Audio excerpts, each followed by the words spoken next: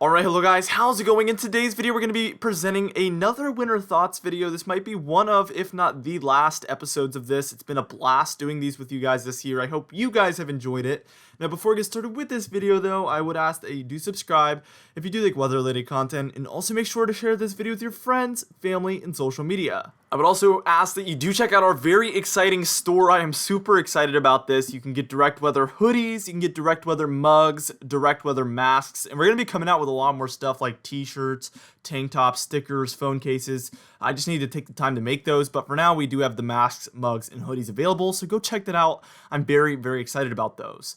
Now for today's comment of the day, I want to know, do you think we will have any big nor'easter snowstorms for the month of December? And make sure you watch the whole video before you answer that, because there's a lot of information about that, but I want to know what you guys think. So let me know in the comments down below, and I'll be picking one of those for tomorrow's video.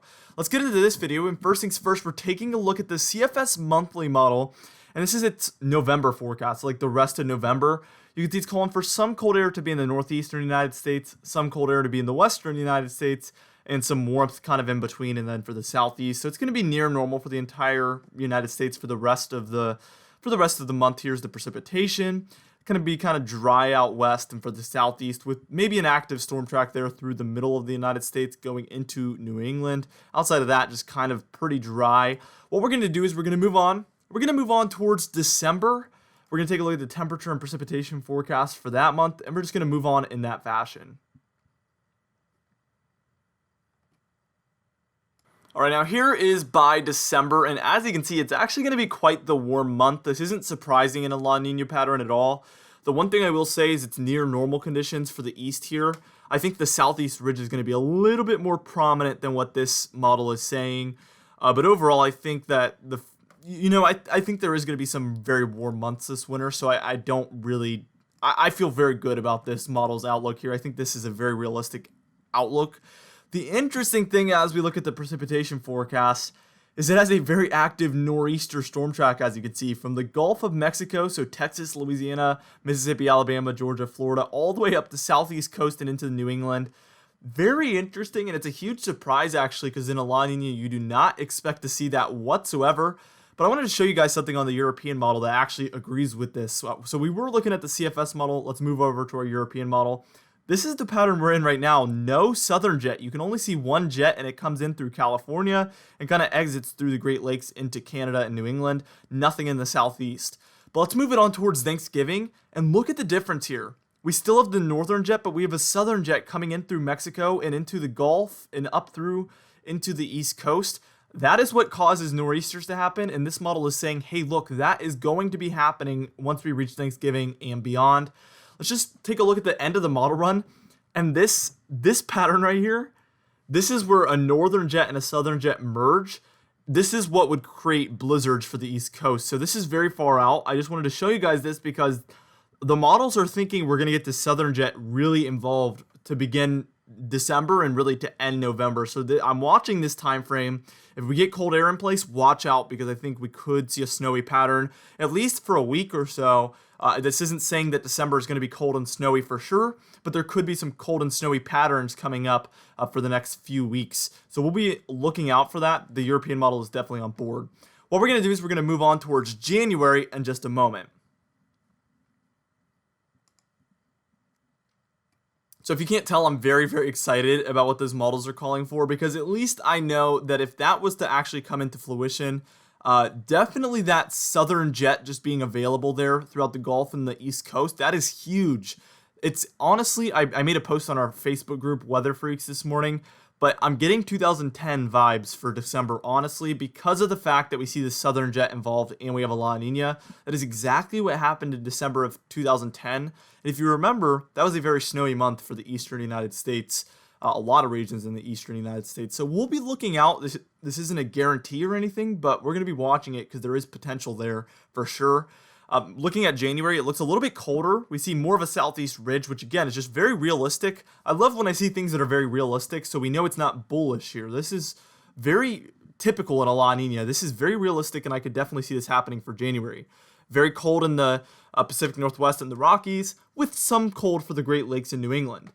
with the warmth in the southeast. The good thing here is this isn't a total torch, and also this would create opportunities for snow and cold pretty much everywhere.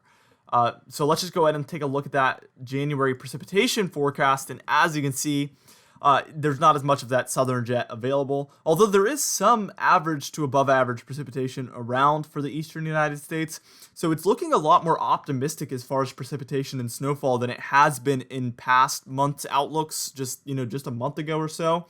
So I am feeling quite optimistic that this winter could be decent. I think that's a good way to put it. This winter could be decent, and I think it's going to be there's a good chance it's going to be quite warm. But it's not going to be a total torch where there's no snow at all anywhere. I think we're not going to have a winter like that. I think it's going to be a very average at worst type winter. All right, now let's go ahead and move on. And what we're going to do is we're going to take a look at the month of February, and then we're going to get to take a look at our updated Jamstech forecast as well, all coming up.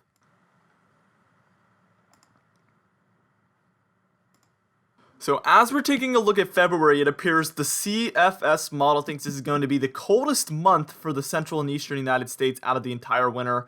It has pretty ample amounts of cold up there for the north central United States and also the northeastern United States. And again, it's quite realistic keeping that southeast ridge still around for the southeastern United States.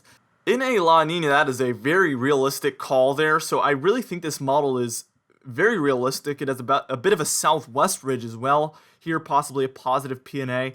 I think this model is really getting its act together and coming out with a very realistic look for the winter forecast according to this model, just based on everything as far as what kind of ENSO we're in, the teleconnections. It was a bit bullish earlier on, but I think now it's finally gotten a grip where it just understands the upcoming pattern really, really well, and I'm very confident actually in this model at this point. So let's just go ahead, and what we're going to do is take a look at that precipitation forecast according to this model. And it's still decent for the eastern United States. We have a bit of a dry area there for the Carolinas and portions of the southeast as well, which again is pretty realistic for the pattern we're going to be in. I guess the only thing I don't like about what this is calling for is the below average precipitation consistently for the Pacific Northwest. I don't really see that happening. I think we'll at least be at average precipitation, if not well above average precipitation out for the Pacific Northwest. So I don't really know where it's getting that from. But yeah, overall, I think this is quite the realistic outlook. So let's just go ahead, and what we're going to do is we're going to take a look at the full 3-month outlook here, the December, January, February outlook from the CFS model, and then we're going to take a look at what that Jamstech is calling for as well.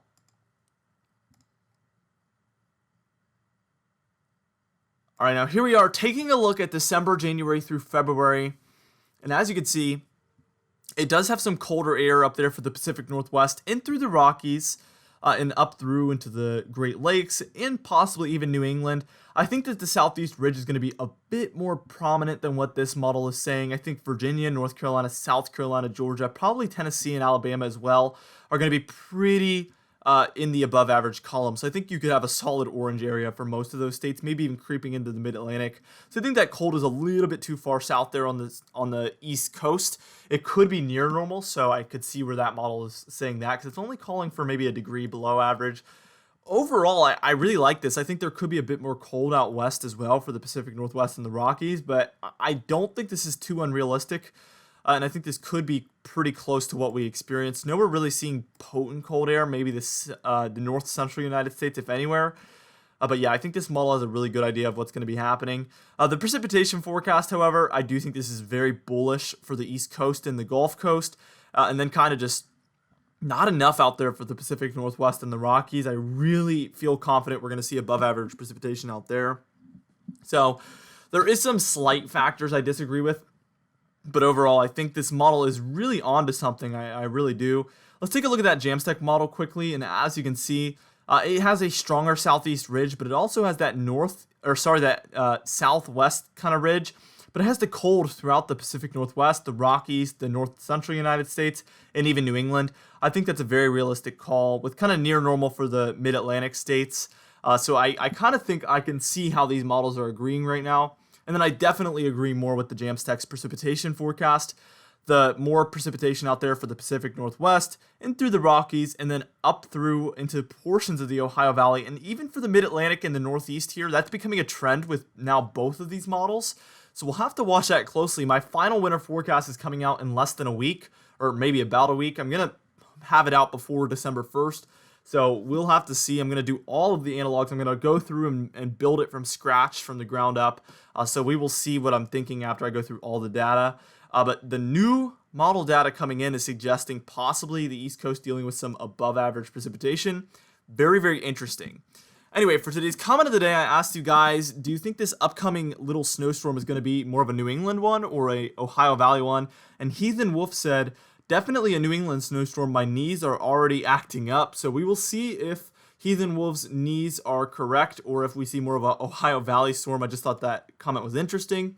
Anyway, for today's patron highlight of the day, I want to thank you all for supporting the channel, but especially our diamond patrons, Michael Codalessa, Alicia Davis, Cap Bites, Madbirds, Terry Curtis, It's Jay, Cindy Klein, Felix Wheatfield, Kellen Manhart, Michael Buell, Mariah Vieira, Noah Harley, and Mark J, alongside our platinum patrons, Adam S., Alan Belemo, Donna Carnes, Justin Quantrell, Dovie Nagel, James Wade, Larry LePan, and Cameron Marshall. If you would like to end up on this Patreon end screen, you can do so by joining our very exciting Patreon page in the description and the pinned comment down below. Anyway, thank you so much for watching this video. Again, be sure to share it with your friends, family, and social media. I will see you guys in the next video.